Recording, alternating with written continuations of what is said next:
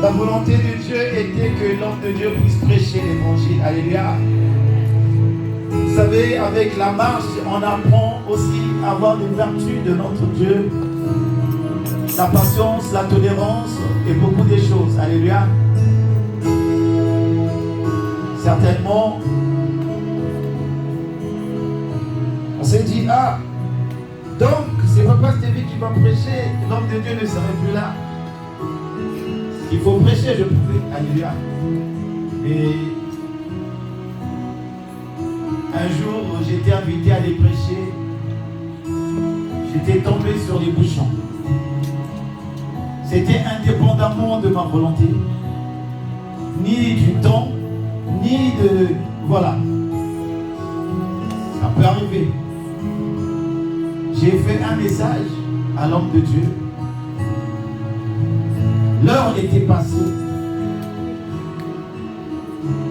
Et l'église a loué. N'est-ce pas que l'église a loué aussi ce soir? Alléluia.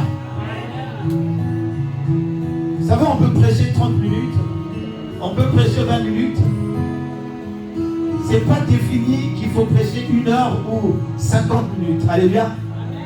On peut passer aussi des cultes où on est là juste pour louer le Seigneur. Et puis on rentre à la maison. Et c'est un culte. Alléluia. On a juste lu un verset et le reste du temps on a célébré, on a loué. Alléluia. Et j'ai vu comment la jeunesse était toute contente pour glorifier et louer l'Éternel. Que Dieu vous bénisse, la jeunesse. Amen. Bien-aimé, le serviteur de Dieu est là. Et j'avais demandé à la servante de Dieu, je l'introduirai. C'est ce que je t'avais écrit comme message. Il dit, le pasteur, c'est moi qui va l'introduire. Et bien-aimé, je n'étais pas venu pour prêcher, mais pour introduire. Je ne savais pas, il était en bas ou il était ailleurs, mais j'étais venu pour l'introduire. Moi, ce que le Saint-Esprit m'avait dit là, c'est ce que je suis venu mettre en exerce. Alléluia. Et donc, nous allons appeler l'homme de Dieu. C'est vrai que le temps nous est imparti, le peu qu'il nous a gardé, il va nous bénir. Nous recevons l'évangéliste Brice Nongala. Que Dieu vous bénisse.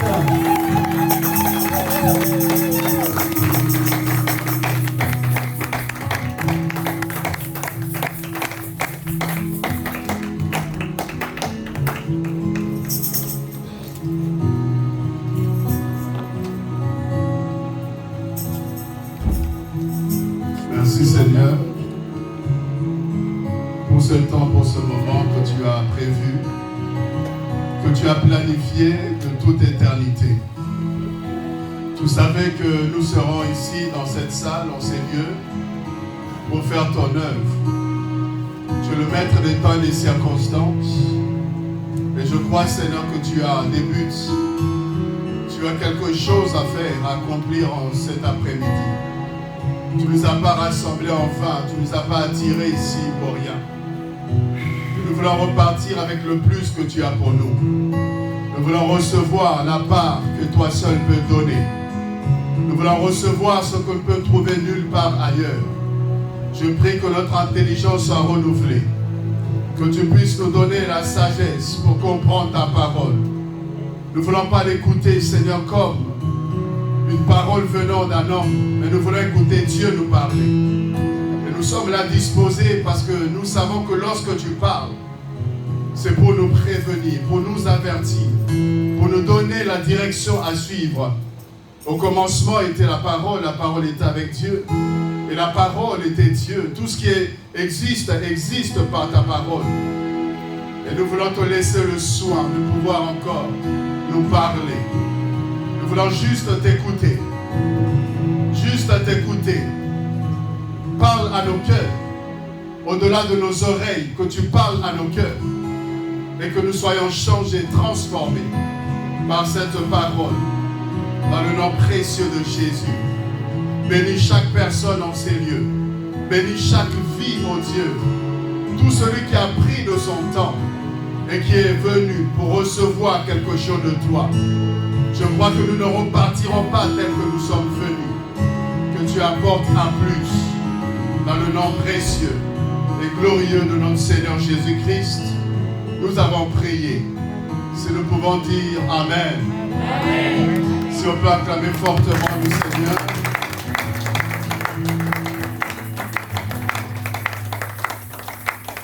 Gloire à Dieu, soyez bénis.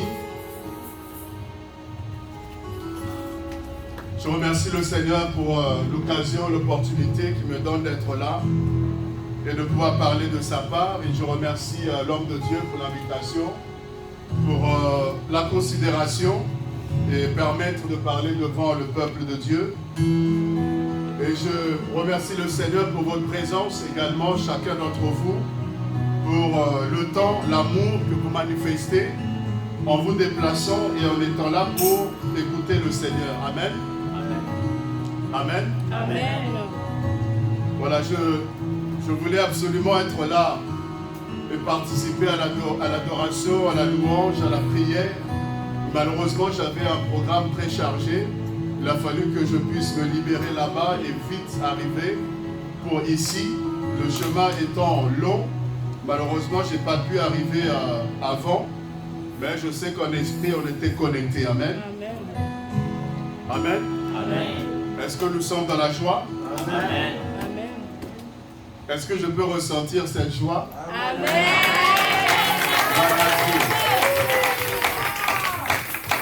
Voilà, très rapidement, je suis venu avec l'album de mon épouse, pour ceux-là qui la connaissent ou ceux qui ne la connaissent pas. Un très bel album qui est là. Vous avez mon livre également, Le spécialiste des cas impossibles. J'ai ramené quelques-uns, c'est ici, à la fin, si vous avez besoin. On nous aidera pour que vous puissiez la voir. Amen. Amen. Alors, je ne vais pas perdre de temps. Je vais essayer de vraiment aller vite.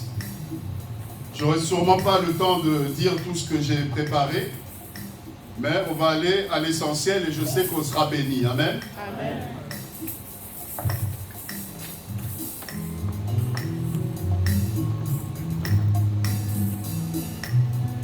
Gloire à Dieu. Est-ce que tu peux m'aider à dire à celui qui est à côté de toi les deux types de maisons?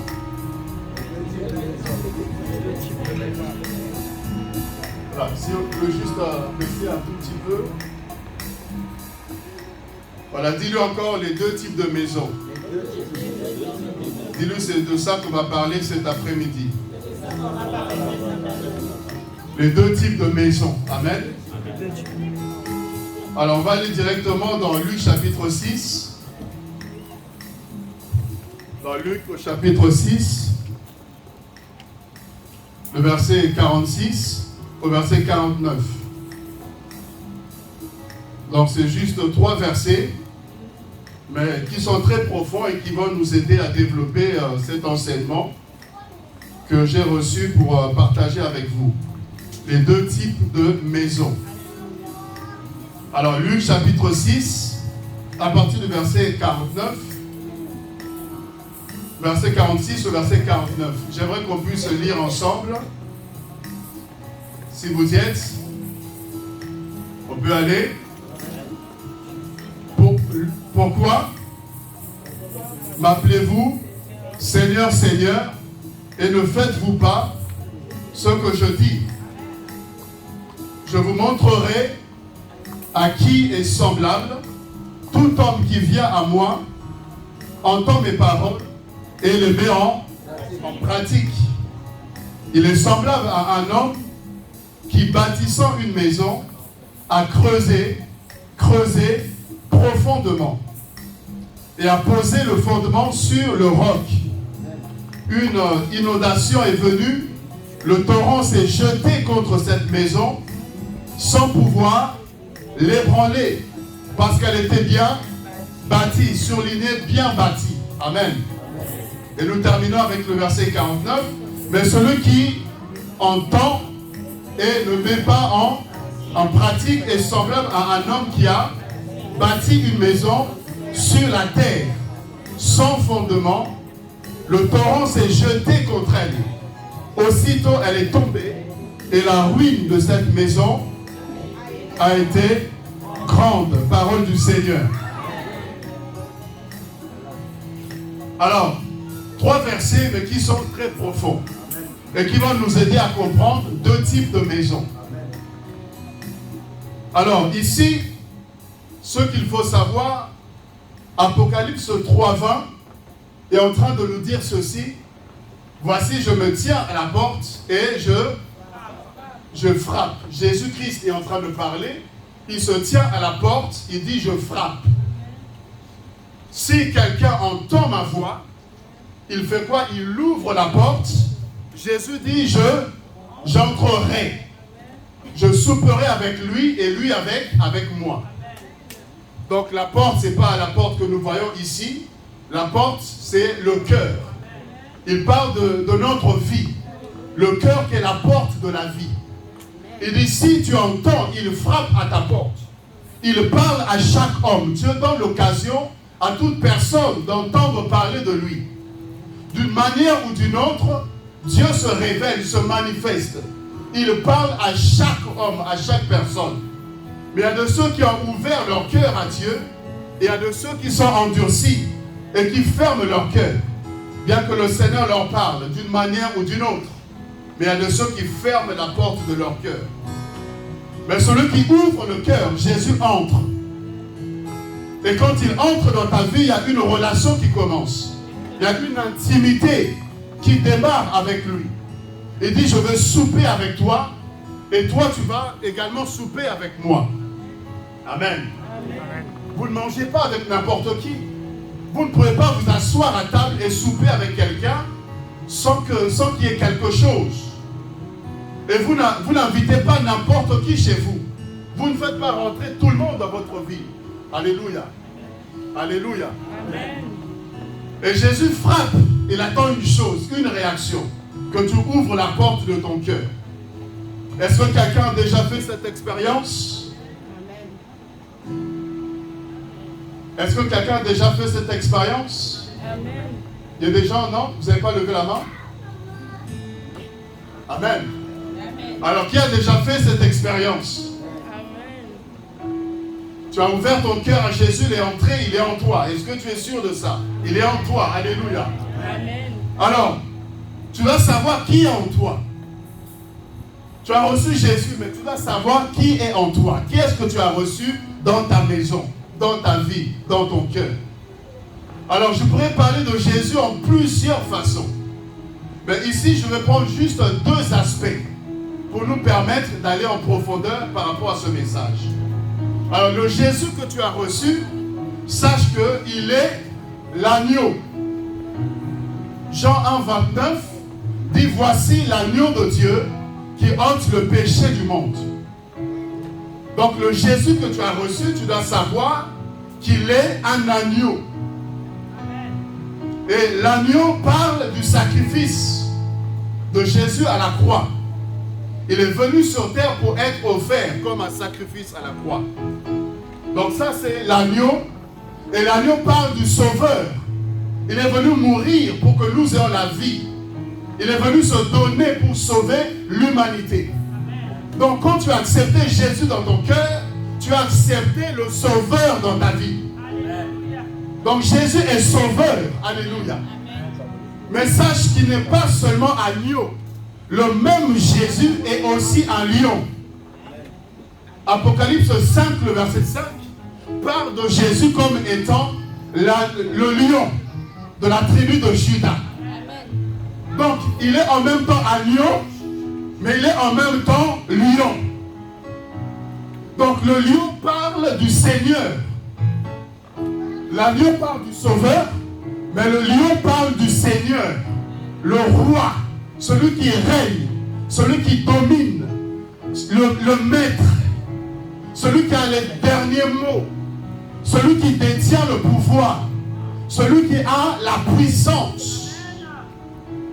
Et vous voyez Adonai, la Bible en hébreu parle de Adonai, c'est-à-dire Seigneur, ou encore Maître. Et vous verrez parfois Jésus est appelé Rabbi, il est appelé aussi Rabouni, c'est-à-dire Maître, Seigneur. Donc celui que tu as reçu est Sauveur, mais il est également Seigneur. Tu n'as pas reçu qu'un Sauveur, mais tu as reçu un Seigneur qui est censé diriger ta vie. Il est censé conduire ta vie. C'est pourquoi quand tu le reçois, tu dis, je t'accepte comme Seigneur et Sauveur. C'est pourquoi on parle de donner sa vie à Jésus. Ça veut dire qu'elle ne t'appartient plus. Elle appartient à Jésus. Donc si ta vie appartient à Jésus, tu ne fais plus ce que tu veux. Comment savoir que tu es chrétien? Ce n'est pas parce que tu vas à l'église. Parce que les sorciers viennent aussi à l'église. Comment savoir que tu es chrétien? Ce n'est pas parce que tu chantes à la chorale. Parce que les satanistes peuvent chanter aussi à la chorale. Ce qui prouve que tu as reçu Christ comme Seigneur et Sauveur, c'est que tu as abandonné ta vie à Dieu. Tu n'as plus la même vie qu'avant. Tu ne fais plus les mêmes choses qu'avant. Parce qu'avant, tu faisais ce que tu voulais. Parce que tu étais maître de ta vie. Tu pouvais aller en boîte comme tu voulais. Tu pouvais fumer, faire tout ce que tu désirais avant. Mais quand Jésus vient dans ta maison, c'est lui qui devient le propriétaire de ta vie. Ce n'est plus toi, je ne fais plus ce que je veux. Je me soumets à un maître qui doit conduire, diriger ma vie. Et ma volonté n'existe plus. Ou encore, elle doit s'adapter à la volonté de Dieu. Je cherche à faire ce que Dieu veut et non pas ce que je veux. Si tu fais encore ce que tu veux, ça veut dire que tu n'as pas donné ta vie à Jésus. Ou encore, il n'est pas Seigneur dans ta vie. Il est juste un sauveur. Parce qu'il y a des chrétiens qui ont reçu juste le sauveur. Le Jésus qui est amour, il est bon. C'est-à-dire, je prie, mais je peux vivre encore dans le péché. Je peux vivre comme tout le monde. Je peux faire ce que je veux. C'est-à-dire qu'il n'est pas Seigneur de ta vie. Quand il est Seigneur, tu ne fais plus ce que tu veux.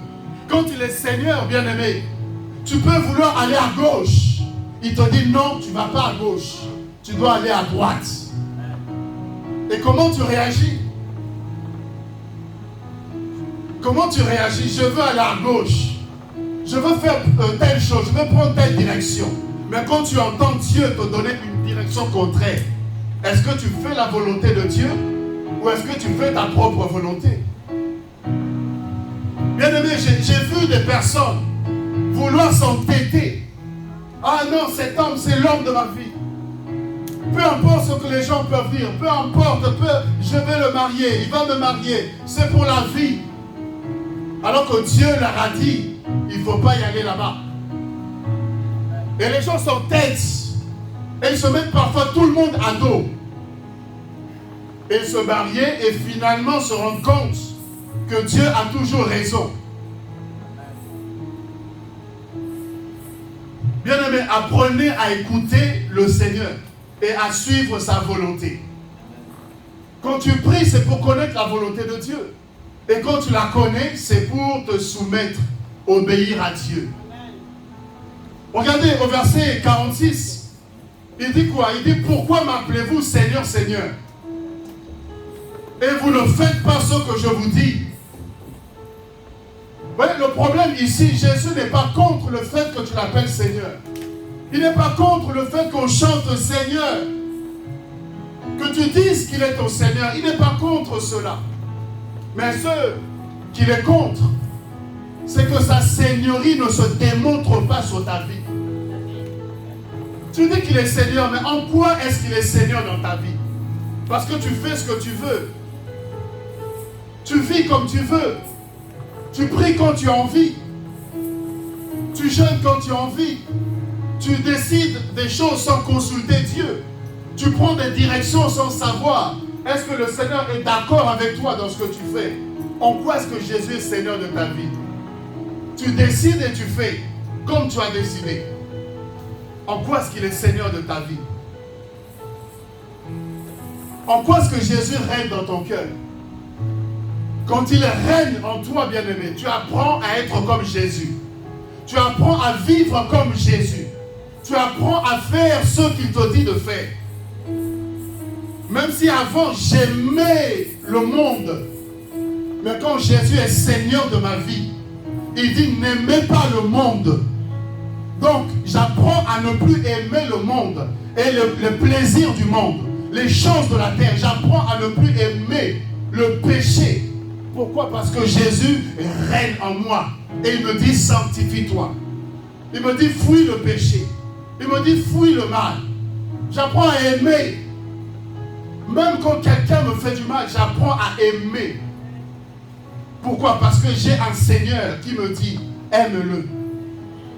Non, il m'a fait du mal. Il dit, aime-le, prie pour lui-même. Non, je ne peux pas, je dois le haïr. Mais Jésus te dit, ne rends pas le mal par le mal, mais triomphe par l'amour. Et tout le monde te dit, mais comment tu es toi? Avec ce qu'il t'a fait, tu peux encore l'aimer.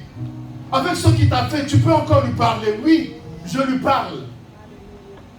Je lui parle. Pourquoi? Parce que l'amour de Dieu en moi est plus grand que la haine. Et tu es en train de prêcher même cette personne qui est accusée par sa conscience.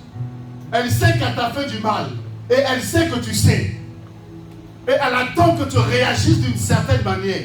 Mais quand Jésus est en toi, il te dit, prends de la hauteur. Dis-lui bonjour, dis-lui que tu l'aimes. Et la personne elle-même ne comprend pas. Par ta réaction, tu le prouves que tu es converti, tu es chrétien. Alléluia. Alléluia. Jésus dit, vous m'appelez Seigneur, mais vous ne faites pas ce que je dis. Vous vivez votre vie comme vous l'entendez. En quoi est-ce que je suis Seigneur dans votre vie? Et il se plaint de cela. Qui connaît mieux sa vie? Mieux que Dieu. Il connaît ton passé avant même que tu sois formé, avant même que tes parents se rencontrent. Il est celui qui te connaît. Il connaît ton futur. Il connaît ta destinée. Il sait ce qui est bon pour toi. Il connaît le chemin, la voie que tu dois emprunter pour arriver là où tu dois arriver. C'est pourquoi il veut te conduire. Il veut te diriger. Quand il te parle, quand il te dit ne fais pas ceci, c'est pour ton bien. Alléluia. Alléluia. Amen. Amen. Amen. C'est pour ton bien. Et on va apprendre à faire confiance à Dieu, à écouter le Seigneur et à se laisser diriger par lui. Il n'y a rien de mieux que d'être conduit par Dieu. Frères et sœurs, j'ai appris à écouter le Seigneur et à obéir à Dieu. Et ça m'a sauvé la vie. Je pouvais être mort depuis si je n'écoutais pas Dieu. Je vous donne un secret. Apprenez à obéir à Dieu sans même comprendre parfois. Le problème, c'est que nous, on veut tout comprendre. Seigneur, tu vois, c'est pas logique ce que tu me dis. Non, Seigneur, ce que tu as... Non, je ne comprends pas. On veut comprendre Dieu. Comment toi, tu peux comprendre Dieu? Comment humain, homme que tu es, limité que tu peux comprendre le Dieu infini? Non, parfois, on ne peut pas le comprendre. On doit juste lui obéir. Et quand tu obéis à Dieu, c'est après que tu dis, ah, c'est après que tu comprends Dieu. Mais sur le moment, obéis simplement. Abraham, Dieu l'a dit, quitte ta maison, va là où je te montrerai. Pas là où je t'ai montré d'abord. Il dit là où je te montrerai. Donc ce que j'attends, c'est l'obéissance d'abord. Je me suis retrouvé en train de marcher, bien-aimé, pour aller vers ma voiture. Et j'entends une voix qui me dit, fais un pas en avant. Et je fais le pas en avant. Et c'est ça qui m'a sauvé. Parce qu'au moment où je fais le pas en avant, il y a une voiture qui a perdu, n'est-ce pas, contrôle. Et qui passe à ça de moi. Si je n'avais pas obéi, la voiture me rentrait dedans et je pouvais être percuté, mort, je ne sais pas, handicapé. Je marche, j'entends la voix de Dieu qui me dit, monte sur le trottoir. Et je monte sur le trottoir et c'est ça qui m'a sauvé. Parce qu'il y avait un conducteur qui avait décidé de me rentrer dedans. Il y a des choses, c'est... C'est-à-dire le chauffeur, là où il était, il a pris la décision quand il m'a vu de me rentrer dedans. Et je vois le véhicule qui est en train d'avancer grandement, à grande vitesse vers moi. Et j'entends la voix de Dieu qui me dit monte sur le trottoir. Et quand je monte sur le trottoir, le véhicule est arrivé et c'est le trottoir qui l'a ralenti. Sans quoi, il me rentrait dedans. Et quand je le vois, je dis, mais qu'est-ce qui t'arrive? C'est quoi ton problème? Il me dit, je t'ai pris pour quelqu'un d'autre, excuse-moi. Je dis donc, tu m'as confondu avec quelqu'un en plus. C'est même pas que j'ai un problème avec toi et que tu veux le régler. C'est que tu m'as confondu avec quelqu'un. Ça veut dire gratuitement, tu pouvais, je ne sais pas, me tuer gratuitement. Mais j'ai compris juste une chose. C'est que le diable te cherche par tous les moyens. Et il peut utiliser les personnes juste pour pouvoir te toucher, t'atteindre. Mais j'ai appris que quand tu obéis à Dieu, quand le malheur atteint souvent le juste, l'Éternel l'en délivre toujours. Quand tu apprends à écouter le Seigneur, à obéir, à le laisser conduire ta vie, bien aimé, il va t'épargner des dangers. Il va te sortir de certaines relations. Il y a des gens, il ne voudra pas que tu sois avec elles. Il ne veut pas que tu traînes avec telle personne. Tu sens que ça ne marche pas. Tu sens que ça ne marche pas. Mais nous, on veut forcer, parfois on veut forcer. Mais c'est la personne qui va te blesser. C'est la personne qui va te poignarder dans le dos.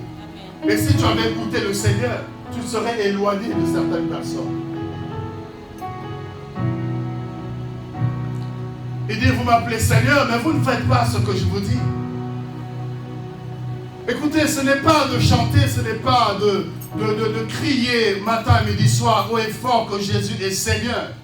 Mais c'est dans notre capacité, jour après jour, d'apprendre à lui obéir, à nous abandonner à Dieu. Quand j'apprends que Dieu n'aime pas telle chose, je dois apprendre à commencer à ne plus aimer cette chose parce que Dieu n'aime pas cela. Je ne fais plus telle chose, pas parce que je ne peux plus le faire, mais parce que Dieu n'aime pas ces choses. Et je veux lui être agréable et je me soumets à ce qu'il n'aime pas. Alléluia.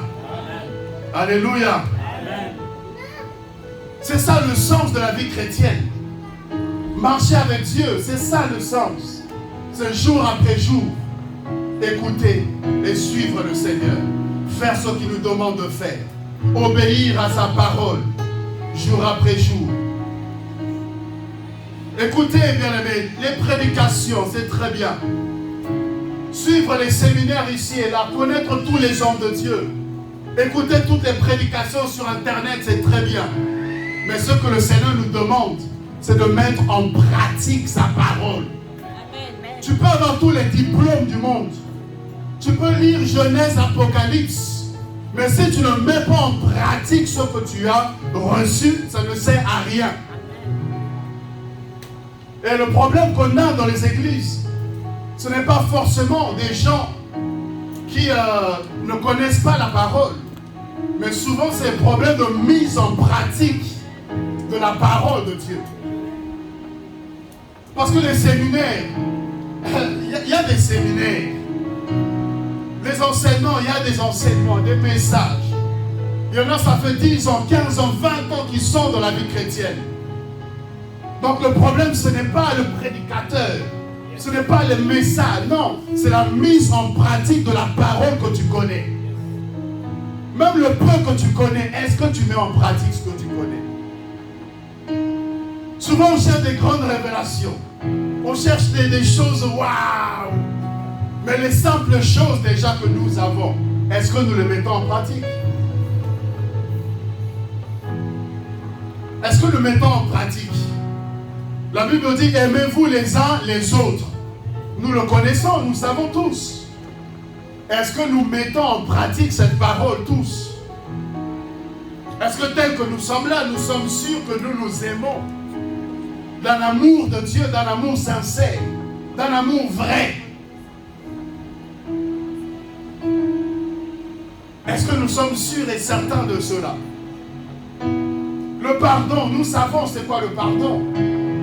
Est-ce que quand on a fait du mal à quelqu'un, on est prêt à reconnaître et à demander pardon? On veut des grandes révélations, on veut des paroles de connaissance, on veut que le feu descende, on veut que Dieu descende. Mais les simples choses qu'il nous a données, que nous connaissons, est-ce que nous les mettons en pratique?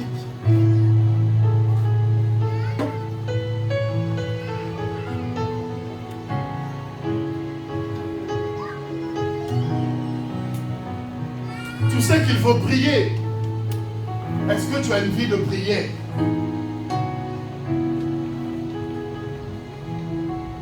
Tu sais que Dieu parle du mariage. Le monde dit petit copain, le monde dit copine, le monde dit concubinage, le monde a ces choses. Mais Jésus-Christ, Dieu parle du mariage. Et tu le sais, que flirter, c'est un péché, c'est un mal. La preuve en est, tu ne le fais jamais devant les gens. Quand il faut le faire, on va se cacher dans un coin. Si c'était bien, on pouvait le faire devant tout le monde. Pourquoi on va se cacher que les gens ne le voient pas? Parce que c'est le mal, c'est le péché. Moi, je suis marié. Si je vais prendre ma femme par les bras devant les gens, et je suis marié. Alléluia. Je suis marié. Si je veux la prendre, c'est-à-dire, je suis marié. Mais est-ce que toi, tu peux prendre une soeur que tu n'as pas épousée devant les gens, la prendre dans les bras comme si... Non, tu ne peux pas.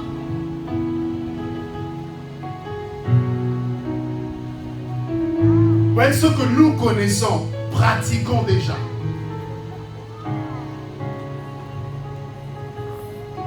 Avant de vouloir que Dieu te parle, que Dieu me parle, que Dieu se révèle, l'onction, la puissance, les miracles, on veut des choses, on veut des excitations, on veut tellement de choses. Alors que le problème, c'est juste de pratiquer déjà ce que nous connaissons.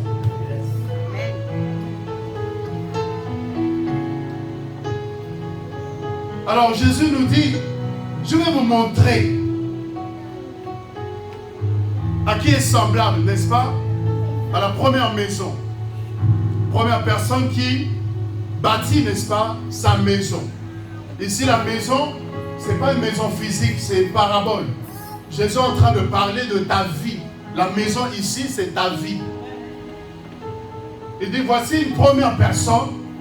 Comment cette personne a bâti sa vie, sa maison ou sa vie. Alors, il nous donne justement la sagesse ou les critères qui font que cette maison-là a été bien bâtie. Et la beauté de la maison ici, ça ne veut rien dire. La taille de la maison, ça ne veut rien dire. La couleur de la maison, ça ne veut rien dire. Ce qui importe, bien aimé, c'est que ta maison soit bien bâtie.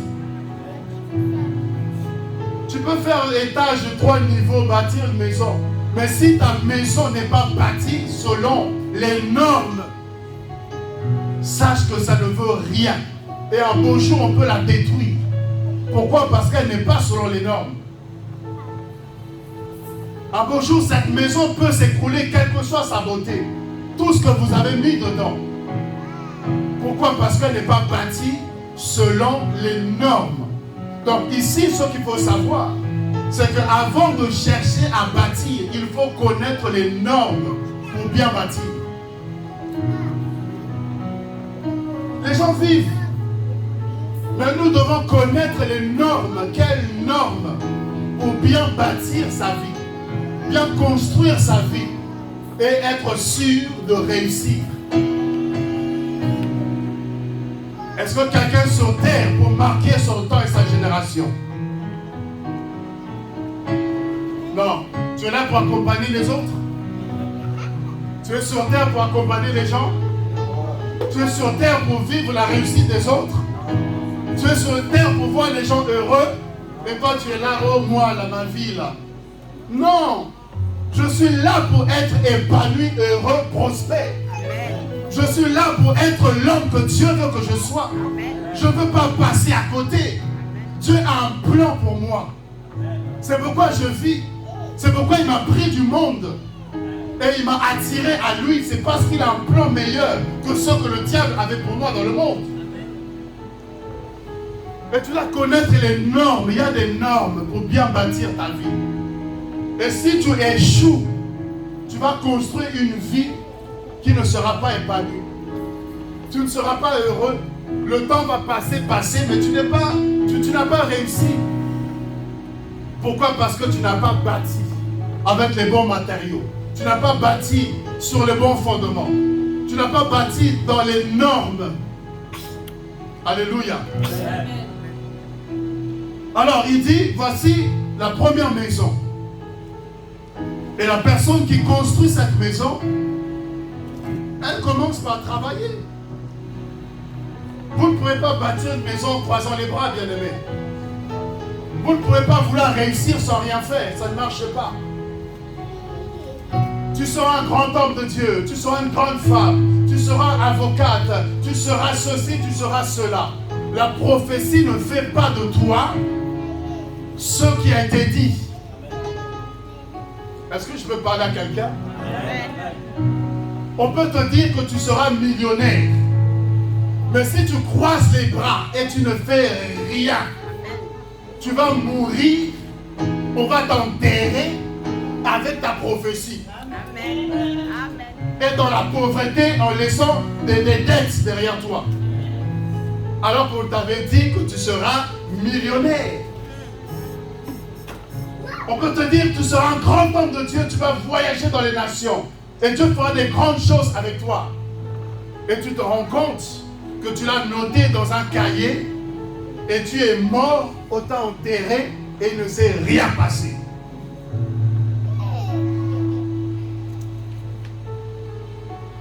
On dit cet homme a bâti, donc il a travaillé, il s'est mis en travail. La prophétie dit que tu seras millionnaire. Commence à étudier la vie des millionnaires. Commence à prier que Dieu te donne la sagesse, l'intelligence, l'esprit d'entrepreneuriat. Commence à voir quels sont les talents que tu as, que Dieu peut utiliser pour créer cette richesse. Commence à t'instruire sur la création des richesses. Travaille, fais quelque chose. Instruis-toi, mets quelque chose dedans qui va t'aider à déclencher tes premiers euros. Commence à voir comment multiplier la richesse, comment on multiplie la richesse.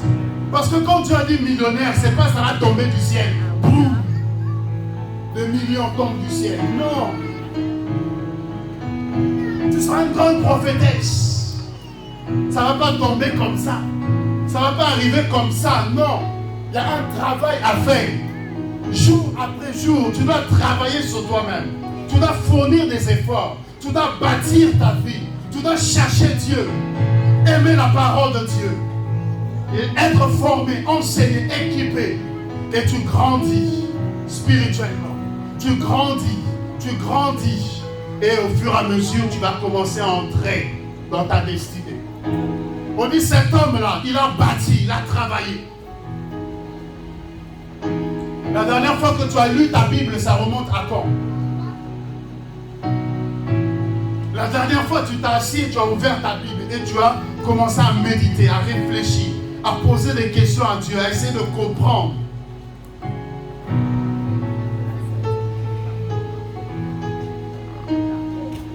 Alléluia.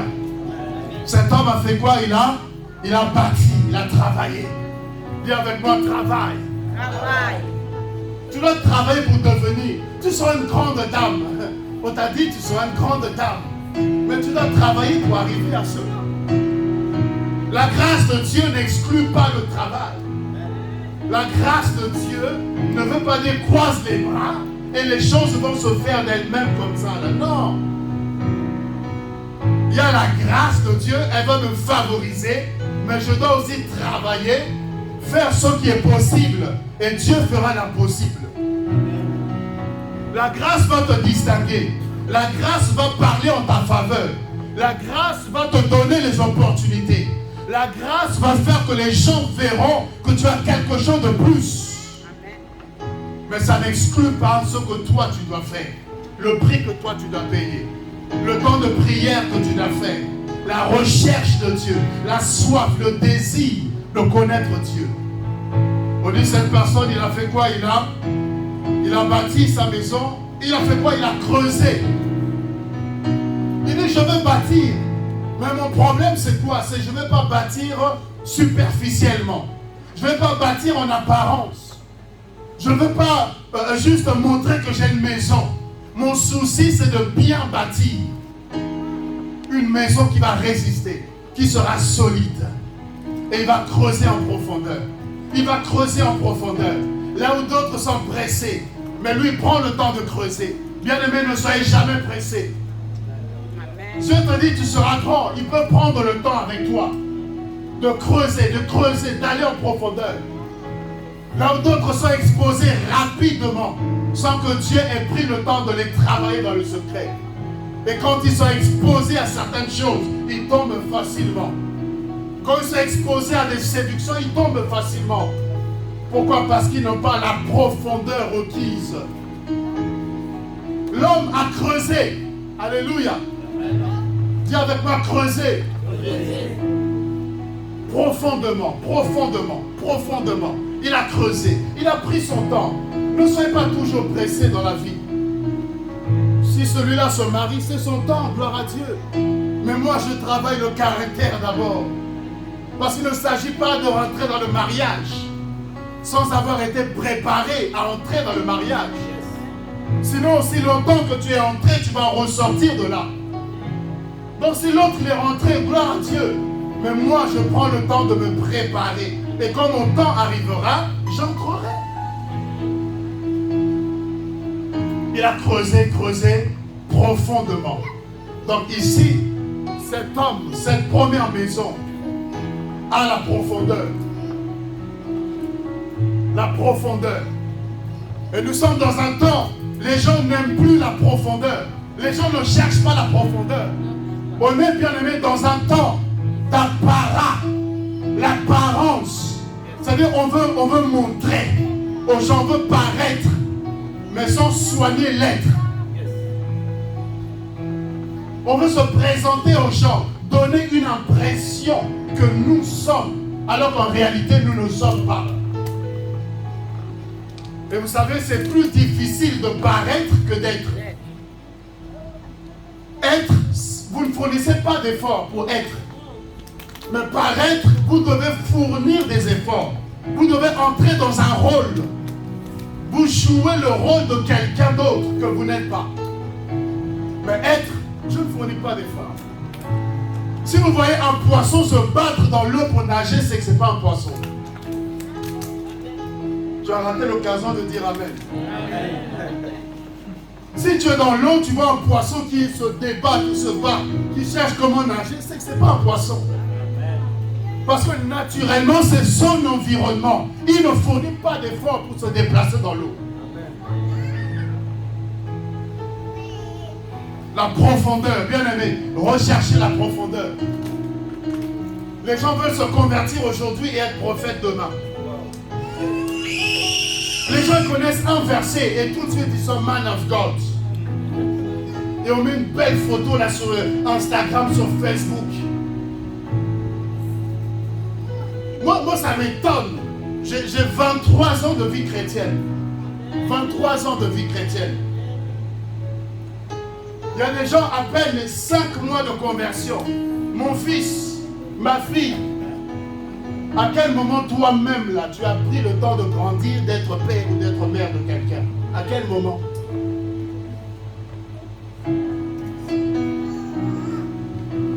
Pourquoi? Parce qu'on veut paraître. On veut paraître, on veut donner l'impression. On veut que les gens nous voient. On veut que les gens nous reconnaissent. Prends le temps de travail dans le secret. Et quand Dieu va t'exposer, les gens verront que tu as quelque chose. Et tu ne trembleras pas devant l'argent. Tu ne trembleras pas devant les femmes. Tu ne trembleras pas devant les propositions. Tu ne trembleras pas devant quelconque séduction. Parce que ce que j'ai bâti avec Dieu dans la profondeur, bien aimé, c'est au prix des larmes, c'est au prix des nuits, c'est au prix des sacrifices que j'ai bâti l'histoire avec Dieu. Et ce n'est pas une femme qui va débarquer de je ne sais où et détruire une histoire. de nuits de veillées, des retraites. J'ai dormi à l'église, pas parce que je n'avais pas de maison, mais parce que je voulais chercher Dieu. Et l'argent ne peut pas détruire ce que j'ai construit avec Dieu. La profondeur, bien-aimé. Vous vous souvenez de ce temps où vous avez cherché Dieu. Et vous ne laisserez personne détruire votre relation, votre intimité. Recherchez la profondeur. La profondeur avec Dieu. Ne priez pas pour faire genre que vous savez prier. Quand vous êtes ici, oh Seigneur, tu sais que tu vois, Seigneur. Mais à la maison, est-ce que tu pries? Ici, tu pries bien, il n'y a pas de problème. Mais est-ce que tu pries à la maison? La profondeur, c'est je cherche Dieu. Pas pour impressionner quelqu'un, parce que je veux le connaître et être avec lui. Et parce que je prends le temps dans l'intimité avec lui. Quand je sors devant les gens, je marche avec Dieu. J'ai Dieu avec moi, je marche avec Dieu. Le Dieu qui te connaît dans le secret, il est celui qui se révèle en public. Le Dieu de mes intimités, je peux l'invoquer en public, il va se manifester. Parce qu'on se connaît. Cherchez la profondeur. Tu as l'appel de Dieu, il n'y a pas de problème. Non, ici on me bloque, dans l'église on ne me laisse pas prêcher, on ne me laisse pas, on me bloque.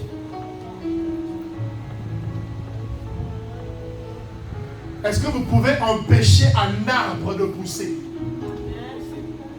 Est-ce que vous pouvez empêcher la croissance d'un arbre? Vous pouvez empêcher à ce que cet arbre-là puisse... Tu ne peux pas. Comment ça pousse déjà, tu ne sais pas. Les racines là sont parties où tu ne sais pas. Développe l'intimité avec Dieu.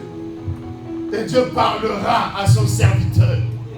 Si tu dois faire telle ou telle chose, si tu dois être à tel ou tel endroit, développe l'intimité en profondeur avec Dieu. Et Dieu dira, comme David, on ira te chercher là où tu te caches là-bas. Moi je me trouve ici pas parce que je veux prêcher. C'est parce qu'on est venu me chercher. On dit, toi, tu te caches trop. Et Dieu dit que tu dois sortir de ta cachette parce que tu dois le servir. Je dis non, il y a d'autres personnes. Non, c'est toi. Et quand tu comprends que le doigt de Dieu est sur toi, tu n'as pas le choix que de suivre, d'obéir le maître. Jeûnez, bien-aimés, prenez le temps dans le jeûne. Vous-même personnellement, prenez le temps de prier, de chercher Dieu, de méditer la parole, de laisser un peu Facebook là, laisser un peu TikTok, laisser un peu les snaps, mais juste être dans la présence de Dieu, avec le Seigneur, de prier, de présenter ta vie. Seigneur, je mets les make-up là, je montre à tout le monde que tout va bien. Je poste des photos, je montre que... Mais quand tu sors de là, tu es malheureux, tu es triste. Quand tu sors de là, tu as des problèmes. C'est pas ce que tu as montré. Mais c'est dans l'intimité, dans la profondeur que tu parles à Dieu sincèrement. Devant Dieu, il n'y a pas de filtre. Est-ce que je parle à des hommes ici? Amen. Je parle à quelqu'un? Devant Dieu, il n'y a pas... Tu sais, tu viens tel que tu es. Là où tu n'arrives pas, tu peux lui dire, Seigneur, j'ai tel problème, je n'arrive pas. Aide-moi, change-moi, transforme-moi. Je voudrais faire telle chose, mais je n'arrive pas. C'est plus fort que moi, délivre-moi. Et il va te libérer, il va te délivrer. Alléluia. La première maison, c'est celle qui est bien bâtie. Et elle est bien bâtie, pourquoi? Parce que cet homme a recherché la profondeur. À bâtir sur le roc. La maison est bâtie sous le roc. Et le roc, bien aimé, c'est solide. Le roc, ça ne bouge pas. C'est un fondement qui donne la stabilité. Et le roc parle de Jésus. Alléluia. Amen. Le roc parle de Jésus, le rocher. Tu dois bâtir ta vie sous le Seigneur Jésus. Il doit être le fondement de ta vie, la fondation de ta vie. Et ainsi tu tiendras. Amen. Ça, c'est la première type de maison. Deuxième type de maison, on voit que cet homme a bâti, mais il a bâti sur la terre. Au lieu de bâtir sur le roc, lui, il a bâti sur la terre. Si tu mets, bien-aimé, tu bâtis ta vie selon le monde, la terre, tu resteras aussi à l'enlèvement. Ici, il s'agit de bâtir sa vie selon le roc, Jésus-Christ de Nazareth. Et lorsque, bien-aimé, il y aura l'enlèvement, tu partiras avec lui. Tu vivras éternellement avec lui. Parce que tu as bâti ta vie sur le rocher, sur Christ. Mais celui qui bâtit sur la terre, on nous dit que ce fondement, la terre sera renversée. La terre sera détruite. Donc si toi tu bâtis sur la terre, tu seras détruit avec la terre. Amen.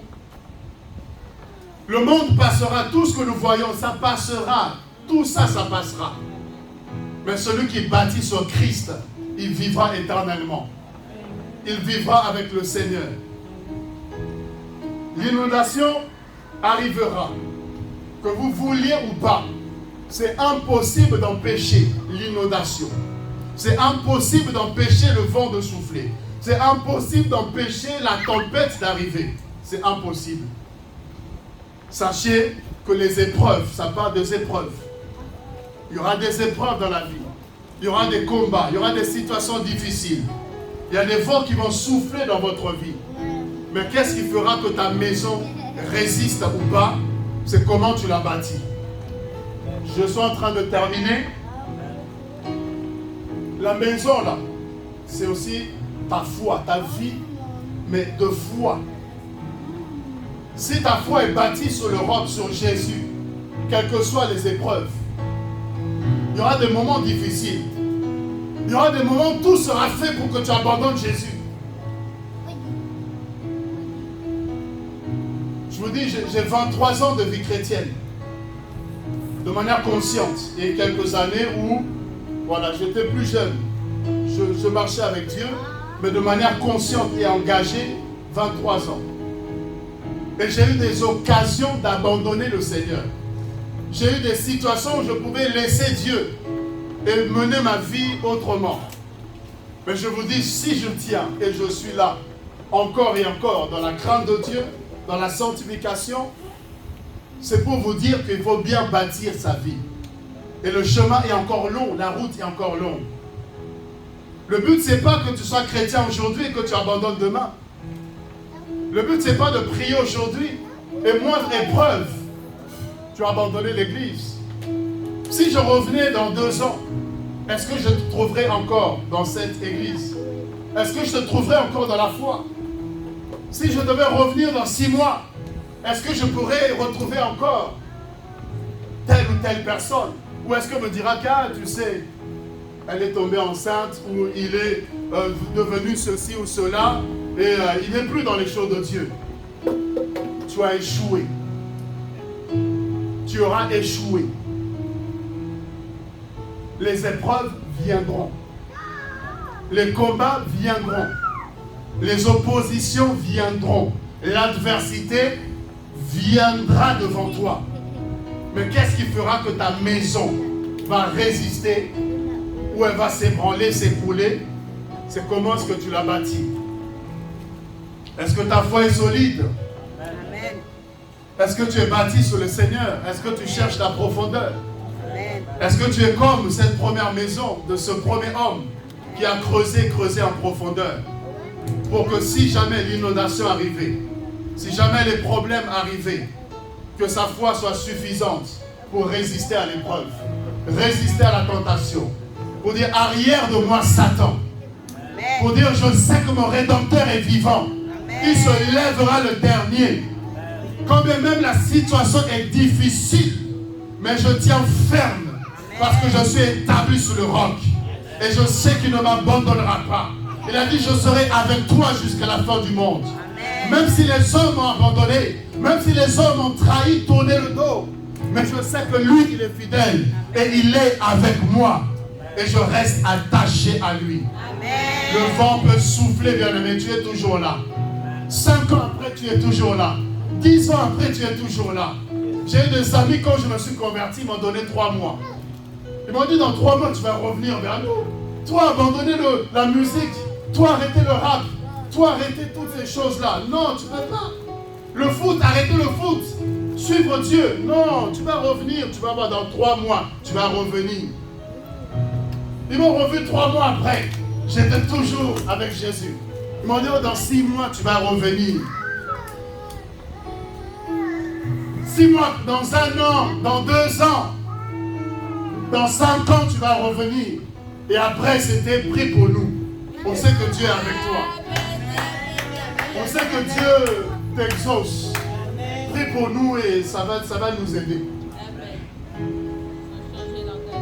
Et quand il me voit, homme de Dieu, quand il me voit, respect. Quand il me voit, non, on pensait que. Mais depuis qu'on t'a vu, on t'a connu, tu es toujours dans ces choses-là. Respect. Est-ce que tu es bâti sur le roc? Est-ce que tu es bâti sur le rocher? Je ne sais pas comment tu bâtissais ta vie jusque-là. Mais voici ce que j'aimerais te laisser. Bâti sur le roc. Apprends à mener ta vie sur Jésus, qui soit le fondement de ta vie. La fondation de ta vie, que Dieu soit la base de ta vie, que tout ce que tu fais soit par rapport à Dieu. Bâti sur Dieu. Vis par rapport à Dieu. Mets ta confiance en Dieu. Mets ta foi en Jésus-Christ. Et tu ne seras pas ébranlé. Les gens vont passer, toi tu seras toujours là. Les épreuves vont arriver, tu seras toujours là. Et au contraire, les épreuves te permettent de démontrer la foi. Quand les épreuves arrivent, bien aimé, je dis, oh merci Seigneur, parce que c'est une occasion de démontrer à quel point je t'aime. Quand la tentation arrive, je dis, c'est une occasion de démontrer à Dieu que je l'aime. Quand les situations difficiles arrivent, je dis, Seigneur, merci parce que tu veux faire grandir ma foi et la mener à une autre dimension. Est-ce que quelqu'un est béni? Amen. On va juste se tenir debout, j'ai fini.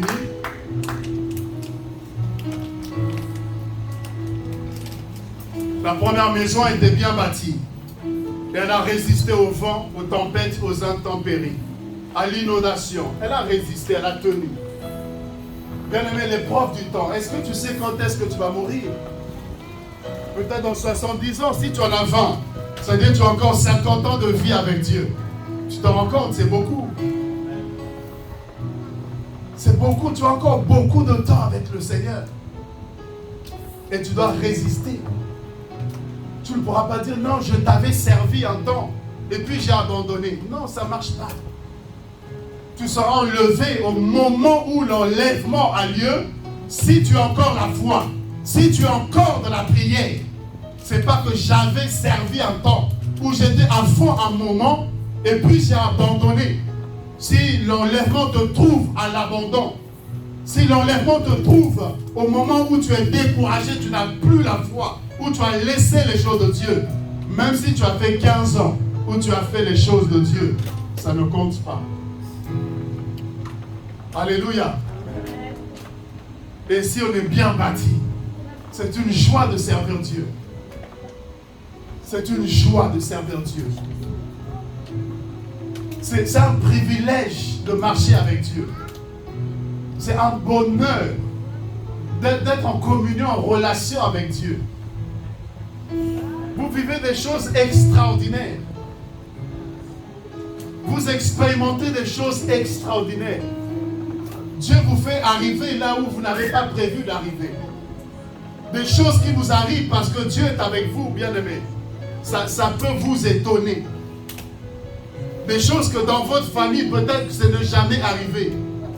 Mais ça arrive par vous. Pourquoi? Parce que Dieu est avec vous. Parce que la grâce est avec vous. Parce que tu as payé le prix. Parce que tu as décidé de suivre le Seigneur. Et il fait ce qu'il n'a encore jamais fait. Est-ce que tu es bâti sur le roc? Est-ce que tu es bâti sur Jésus?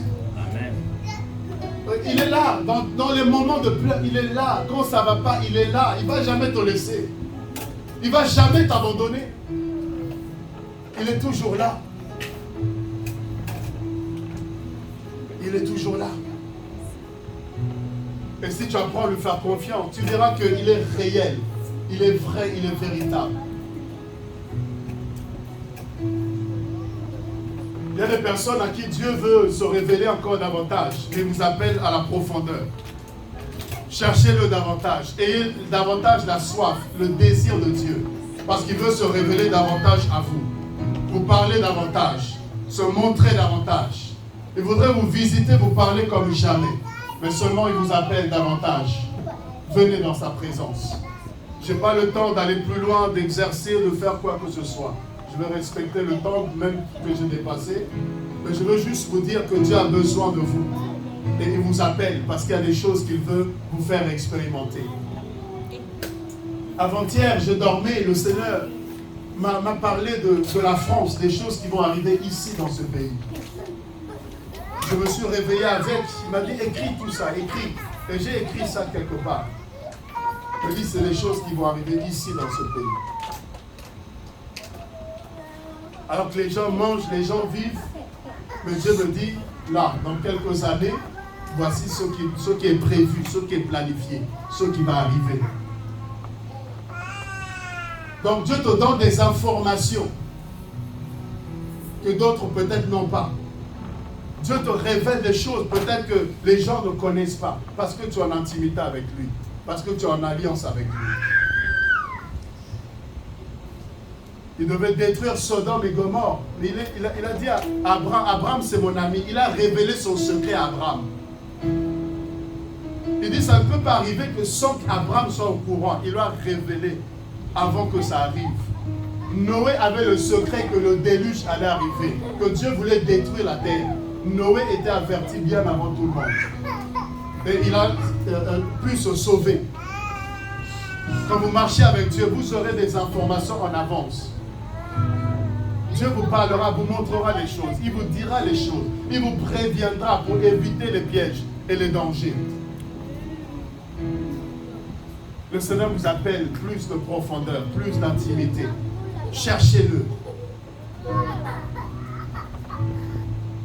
La jeunesse n'est pas une excuse. La jeunesse n'est pas un prétexte. Que comme je suis jeune, alors je peux encore tout ça et les choses de Dieu, j'attends quand je serai plus vieux, quand voilà, j'aurai fait tout ça et puis...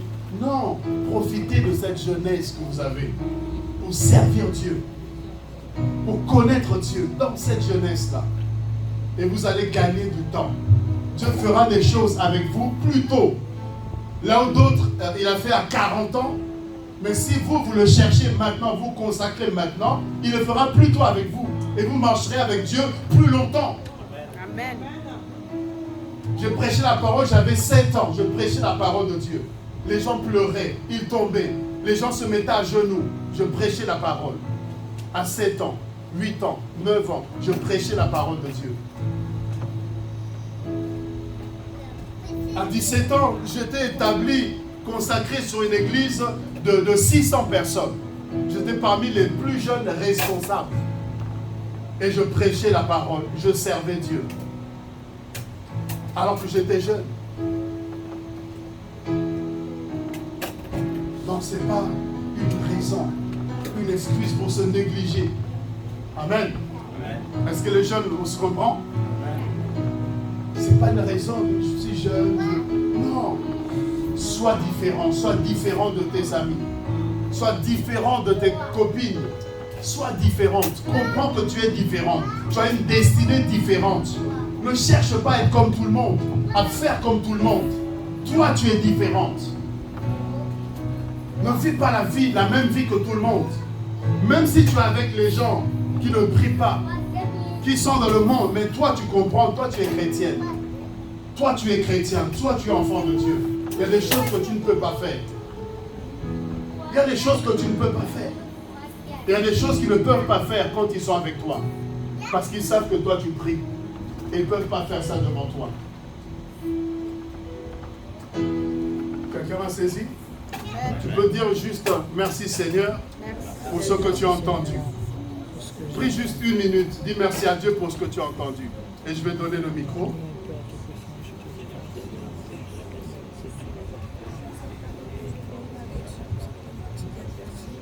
Ce message n'est pas là pour te condamner, au contraire. C'est là pour t'encourager. T'encourager à prendre conscience de ta vie et à bâtir comme il faut. À bâtir ta vie, ta foi avec Jésus. À compter sur le Saint-Esprit jour après jour. Avoir la soif et le désir de plaire à Dieu. Et ainsi, jour après jour, tu bâtiras sur le roc. Tu bâtiras sur la parole de Dieu, le fondement infaillible. Tu bâtiras sur la personne de Jésus et tu ne seras jamais déçu. Tu avanceras et tu avanceras encore. Dans les moments d'épreuve, tu verras sa fidélité. Dans les moments de combat, il te dira, garde silence, je combats pour toi. Et tu verras qu'il est là et qu'il est fidèle. Tu traverseras les années, tu traverseras les époques, les saisons, et tu tiendras toujours. Parce que l'Éternel te portera et te conduira. Sois bâti sur le roc, sois bâti sur la prière. Sois un homme de prière, une femme de prière. Un homme de jeûne, de retraite. Efforce-toi, aime Dieu et aime les choses de Dieu. Et Dieu se manifestera puissamment dans ta vie. Soyez bénis au nom de Jésus. Amen.